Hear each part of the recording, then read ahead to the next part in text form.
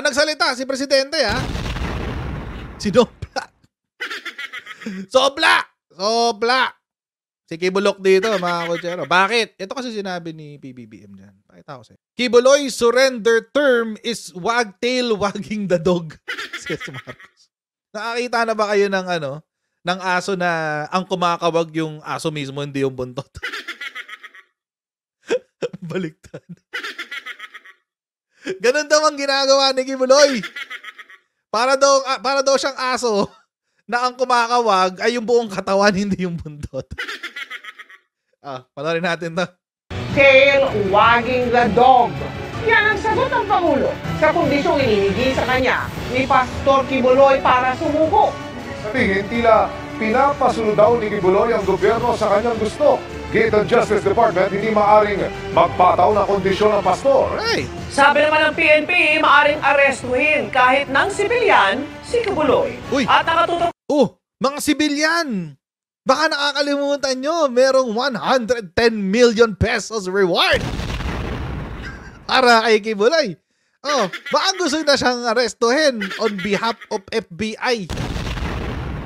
Si Kibuloy may sabi niyan, hindi ako. Si Kibuloy may sabi niyan. Siya daw ay merong $2 million na nakapatong sa kanyang ulo. Kala ko tae lang nasa ulo mo, Kibuloy. Yung mga security ni Kibuloy, kung gusto yung maging instant millionaire, gali. Nyo na. Isuko nyo na. Panood natin to. Si Ian Cruz. 4 generations to come. Tiniyak ni Pangulong Bongbong Marcos na magiging patas ang proseso laban kay Kingdom of Jesus Christ leader Pastor Apollo Kibuloy na naharap sa kasong child abuse. Hindi raw dapat mangamba si Kibuloy na makikialam sa kanyang mga kasong Amerika kung saan siya wanted ng Federal Bureau of Investigation o FBI para sa mga kasong conspiracy to engage in sex trafficking by force, fraud, coercion, sex trafficking of children, conspiracy, at bulk cash smuggling. To Pastor Kibuloy, we've known him for a very long time, and ang may papangako ko, all the proceedings will be fair. Now, as to the involvement of the United States, malayo pa yan. That's going to take years. So I don't think that's something he needs to worry about. Naunang sinabi ni Kibuloy na susuko lamang siya kung titiyakin ng gobyerno na hindi makikialam sa kanyang kaso ang Amerika. It seems to me a little bit tail wagging the dog, na siya magbibigay ng kondisyon sa gobyerno doon sa kaso na akusado siya sa warrant of arrest. So, I mean, we will exercise all the compassion to Pastor Kibuloy. Sa isang statement, sinabi naman ni Justice Secretary Jesus Crispin Remulla na hindi maaaring magpataw ng anumang kondisyon si Kibuloy para sa kanyang pagsuko.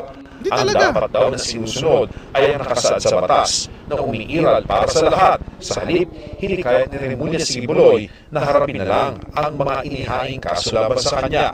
Tiniyak ni Remulla ang kaligtasan ni Kibuloy. Binatiko sa ni Senadora Risa Ontiveros ang audio message kamakailan ni Kibuloy kung saan niya muling inilatag ang kondisyon sa pagsuko at pagtanggi niyang dumalo sa pagdinig ng Senado. Pastor Kibuloy, lumabas ka na sa lungga mo. Ano naman si Grandstand? Total, nagpapa-interview ka naman sa mga vlogger. Magpa-interview ka na rin sa amin sa Senado. Wala kang katiting na ebidensya laban sa aming mga matatapang na witnesses. At wala kang karapatan. Siraan ang Senado at ang mandato nito. Ang PNP, sinabing pinag-aaralan na ng Firearms and Explosives Division na suspindihin o revoke ang lisensya ni Kibuloy na nagmamay-ari ng 19 na armas. Pero dahil itinuturing ng fugitive si Kibuloy, maaari na raw siyang arestuhin kahit ng isang sibilyan. Kung isang sibilyan po ay makikita po ang isang tao na wanted po, ay po pwede po itong gamitin para siya po ay arestuhin. Ang sino man pong individual na magkakanlong sa isang taong alam po niya na ito po ay wanted at pinaghahanap po ng batas, ay maaari po siyang maharap sa kaso obstruction of justice po. Sinisikapan ng GMA Integrated News na makakuha ang panig ni Kibuloy sa usaping ito sa pamamagitan ng kanyang abogado na si Attorney Ferdinand Topacio. Yan. Unahan na raw kayo. Sabi kasi ng PNP, pwede raw umaresto ang civilian eh. Mga kotsero, sabi ni Kibuloy, meron daw, siya ang nagsabi nito so hindi ko alam kung maniniwala kayo dito. Pero siya ang nagsabi, meron daw na $2 million na patong sa kanyang ulo, sabi daw niya. Pero nagsalita ng FBI dyan, matagal na, sabi, wala naman daw ganon. Pero sige, pilit niya yung gusto niya. Pilit niya yung gusto niya, di ba? Siya yung siya yung nagmamagaling di pilit niya. Go. Alam niyo mga kotsero, kapag ikaw ay gumawa na ng isang krimen, actually, kapag kahit nga may warrant ka medyo nababawasan ang mga karapatan mo nun. Bakit? For example, tulad niyan, yung right, yung freedom of travel, medyo nababawasan na yan. Bakit? May warrant ka na sabihin, posibleng gumawa ka ng krimen. Ngayon, pag meron kang standing warrant, hindi mo pwedeng i-allege na yung mga police, bina-violate ang aking constitutional rights. Oo. Aking freedom to travel. Ganyan. Hindi na. Bakit? May warrant ka Hindi na pwede yun. Wag mo na, let's not confuse the people. Kasi yun ang ginagawa ni Kibulok ngayon nililito niya yung mga tao. Kasi malamang ganun yung tumalab sa kanya before. Dadaanin niya sa mga sa panlito, dadaanin niya sa pang-uto, etc. Malamang kasi, kaya ginagawa niya yung ganyan strategy, umubra na yan before. So, huwag tayo maniniwala dun. Kasi ginugulo lang talaga niya yung kwento. And, wala siyang karapatan na magdikta. Wala siyang karapatan na magdikta sa gobyerno kung paano siya aarestuhin. The authorities will arrest him based on what is lawful and what is constitutional. Ganun lang yun. Sasabihin niya, meron kasing extraordinary rendition sa akin ng Amerika, gusto kong gurgurin ba? Hindi kita gugurgurin, ngungudgudin na lang, ganun. Ngungudin din kita sa putik, ganun. So yun, ngungudgudin na lang, di ka gugurgurin, ngungudgudin ka lang. Yun, mga ganung dahilan, it's very obvious na defensive, ganyan. Kasi gusto pa rin niyang utuin ang taong bayan na paniniwalain sa kanyang pananaw, ganun. Wala nang maniniwala kay Kibulok. Kung dati pa niya ginawa to, di sana may konti ka pang hope na may maniniwala sa'yo. Kaso hindi. Kung dati ka pa humarap dito sa Senate hearing, malamang may konti ka pang tsansa na may maniwala sa yung tao. Ngayon, nagbabayad ka na lang ng mga taong maniniwala sa iyo. Tingnan mo yung mga naniniwala sa iyo, empleyado mo sa SMNI. Bakit? Binabayaran mo sila buwan-buwan Ganun talaga. Diba? Kung anong kumpas mo, yun ang sasabihin nila. Bakit? Yun ang trabaho nila. Yun ang trabaho nila. Natural. Magbabayad ka na lang ng maniniwala sa'yo. Pero yung mga ordinaryong tao, mga hampas lupang tulad natin, hindi. Walang di na maniniwala sa kanya. Hindi maniniwala sa kanya. Walang ganun. Sabihin mo, inosente ka, pero TNT ka ng TNT. Walang inosente na TNT. Walang ganun. Tapos iahalin tulad mo kay Rizal at kay kay Bonifacio yung sarili mo. Tigas naman ang mukha mo. Saan of God ka na? Bayani ka pa? Anak ka ng tipaklong. Saan ka nakakita ng ganong kahusay na tao? Saan ka nakakita? Ang galing! Ang galing talaga. Ikaw ng anak ng Diyos, ikaw pa ang bayani. Pero may nag-react guys may nag-react. Sino yung nag-react? Siyempre abogado niya. Kaso hindi sa Topacio iba-iba. Ito. If you will analyze the statement of Pastor, no? Meron siyang, walang problema. He is ready, able, willing to face the cases in court because he knows that he is innocent of these charges. Okay. Payat at handa si Apollo Handa naman pala eh. Ba't di nilang umarap? Kibuloy na harapin ang lahat ng nakasambay nitong kaso sa korte. Ayon sa abogado nitong sa attorney Israelito Torion, nagdadalawang isip lang itong subuko ngayon dahil maaaring umano siyang sapit ng huli ng Estados Unidos. Hindi kasi ito dito sa Pilipinas meron din kaso sa United States of America. And Push niyo yan! Legitimate fear na baka i-extraordinary rendition siya. Sa isang pahayag It's a attorney naman. It's a legitimate fear. Alam nyo, di bale, trabaho mo naman to eh. Hindi kita ibabash attorney kasi trabaho mo naman to. Malamang malaki ang attorney's fee mo dito. Malaki-laki acceptance fee mo dito, attorney. Malamang. Diyos ko. Ipupush yun talaga yung narrative ng extraordinary rendition. O sige, tatanggapin namin. Ako, maniniwala ako na pwedeng ma-extraordinary rendition tong si Kibulok. Maniniwala ako dyan, sige. Pero aminin muna ni Kibulok na terorista siya.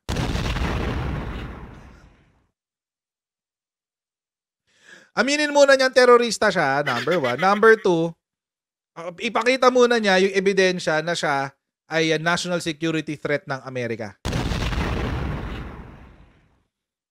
Kasi doon lang naman nagaganap yung mga ganyang-kanyang klaseng drama eh. Di ba yung example ko nga sa inyo, si Soleimani? Yung pinarendisyon ni Trump. Ni Donald Trump. Grabe, yung kinuwento nga sa inyo nung nakaraan, di ba? Dinrone yung niya, sasakyan niya.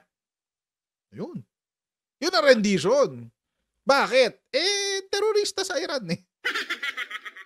General yun sa Iran, di ba? Parang general yata sa Iran. Tapos nagpopondo ng mga terrorist group.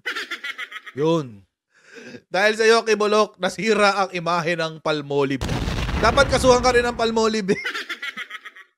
Tapusin natin si attorney.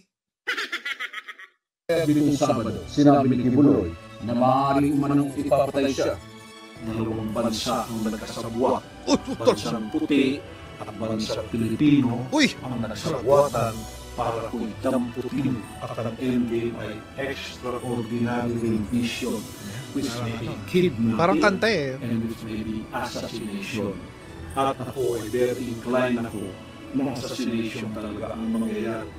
Sinabi naman ni Justice Secretary Crispin Remulla na mas maigi na lang na kusang sumuko si Kibuloy at harapin ang mga kaso na sa kanya na walang anumang kondisyon. Dagdag pa ni Remulla, hindi maaaring magbigay ng anumang kondisyon ang religious leader sa kanyang pagsuko. Hindi ayon simpleng mga kaso ang kinakaharap nito gaya ng sexual assault o abuse of minor at human trafficking at may ebidensyang magpapatunay dito. Sa ngayon, hinihintay ng DOJ na maglabas ng arrest warrant ang isa pang korte sa Pasig City para naman sa kasong qualified human trafficking laban kay Kibuloy na walang rekomendadong piyansa. Dahil to UNDP, News and Rescue. Diyos. So, hinati nga yung kaso. Okay. Pero hindi mo pagsasama sa isang court yan. Isang tao lang yan eh. So, mali ako ng info nung nakaraan. Ang akala ko kasi yung qualified human trafficking, final din sa Davao. Hindi pala. Okay. So, isa final pala siya sa Pasig. That's interesting.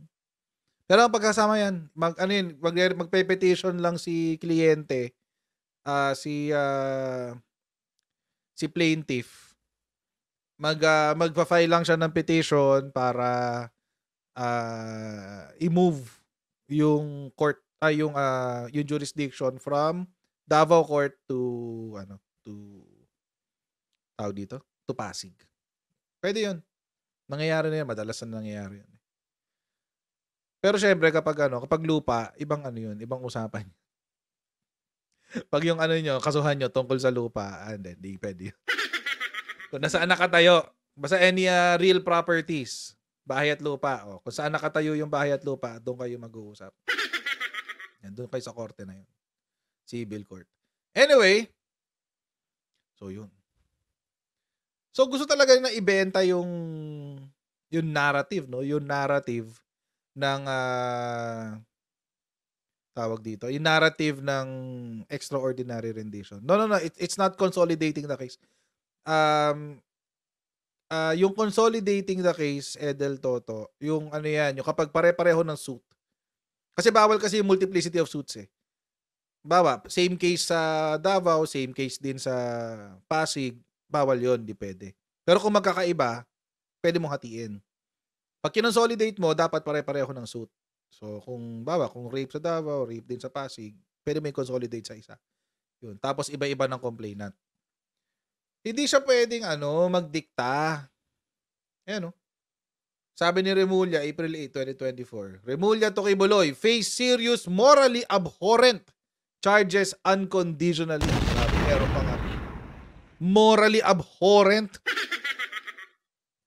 Morally abhorrent. Sa Tagalog, karimari-marim. Grabe, morally abhorrent daw eh. The DOJ said the case against Kibuloy is never a weak one and there is direct evidence. Ayun ang problema dyan. Pag may direct evidence ka na, to prove all the elements of the offenses charged. Grabe. Of course, they can allege it in court, diba? They still have to allege it in court. Kailangan nilang patunayan sa korte, bale. Pero, confident sila. Confident sila. Parang ayoko nung posisyon niya ngayon, ha? Kung ako siya, parang, nakatakot. Justice Secretary Jesus Crispin Boying Remulla assured Kibuloy's safety even as he reminded the embattled doomsday preacher that no one is above the law even if one occupies an important position in his organization. Ito nga, Kibuloy cannot impose any condition. Hindi pwede talaga yan.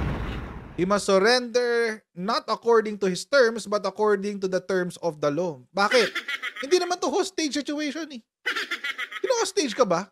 O hino-hostage mo yung sarili mo? Pwede mo ganun. Pwede pala yung ganun, no? I-hostage mo yung sarili mo. Hindi ako susuko, papatayin ko ang sarili ko. The law applies to all without exception. The charges against Kibuloy are not simple. Di ba paulit-ulit niya sinabi yan? Paulit-ulit niya sinabi yan doon sa video niya eh. Simple lang naman itong mga kaso na to, kayang-kaya ko itong harapin, etc. etc. Which, again, mga kotsero, which begs the question, kung simple lang ang mga kaso, kung kaya mo ipagtanggulan sarili mo at sigurado ka na ma-dismiss yung kaso, ba't ayaw mo humarap? Idadahilan mo yung rendition. Kung i-rendition ka, matagal ka ng patay. Kung i-rendition ka, matagal ka ng patay, baka sumabog na yung kung nasaan glory hole mountain ka man. And they're not simple. The cases are not simple. What? Ano siya? Human trafficking? Qualified human trafficking? Child abuse? Rape and sexual abuse of a minor? Yun pa lang yung sa Pilipinas. Wala pa yung sa States. Sa States, may rape, abuse, marriage fraud, money laundering. Ang dami nun ah. Tsaka ilang counts pa, umaabot ng 43 counts yata if I'm not mistaken. So walang simple sa kaso mo. Sabi nga ni Sabi nga ni Boying eh.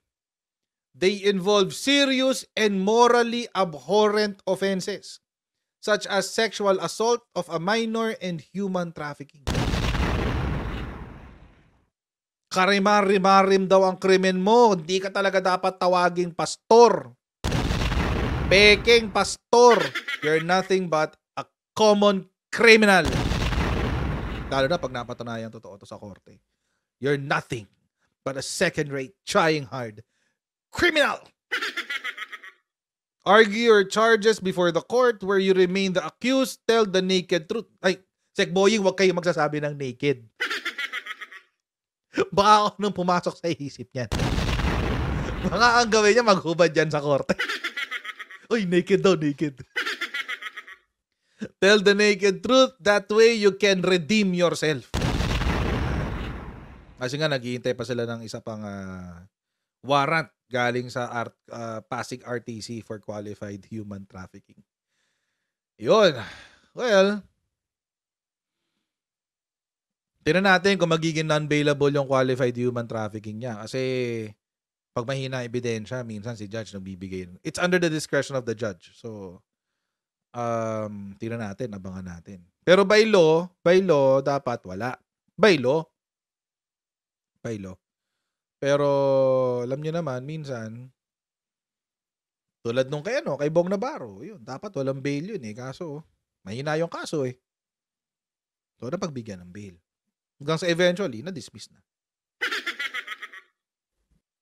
So, I'm looking, most probably sometime, etong May, June, July, mahuli na yan. May, June, or July. Kasi, una, dapat nga 10 days eh. Kasi yung warrant ng 10 days lang. Kailangan this week, mahuli na yun. Pero kung kung medyo matatagalan pa, ayun lang, mga May, June, July. Hanap kayo ng ng mga known tao dito, associates na medyo mukhang pera. Tapos bigyan nyo ng reward. Tapos dapat substantial yung reward. So, ganun. Substantial yung reward. Hindi yung, bigyan ka tang 10K. Hindi reward yun. Hindi reward yun. Allowance lang yun ng ng mga bayarang vlogger. Wag ganun. Make it substantial. Para attractive talaga. Kasi, di ba? Tapos itago nyo muna siya ng mga 1 taon. Ganun. Para siya, confidence.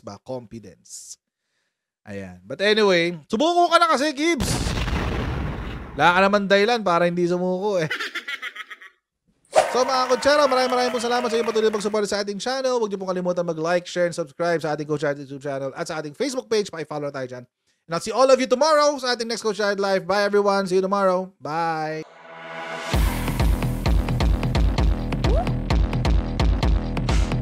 Huwag ganun. Huwag natin gawing tanga mga Pilipino.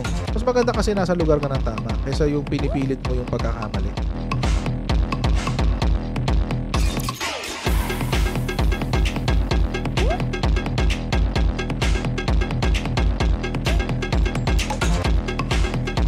Are they willing to go that far? Hindi makakalimutan ng Pilipino yan hanggat di nasasagot niya. Sino ngayon nagsasabi ng totoo?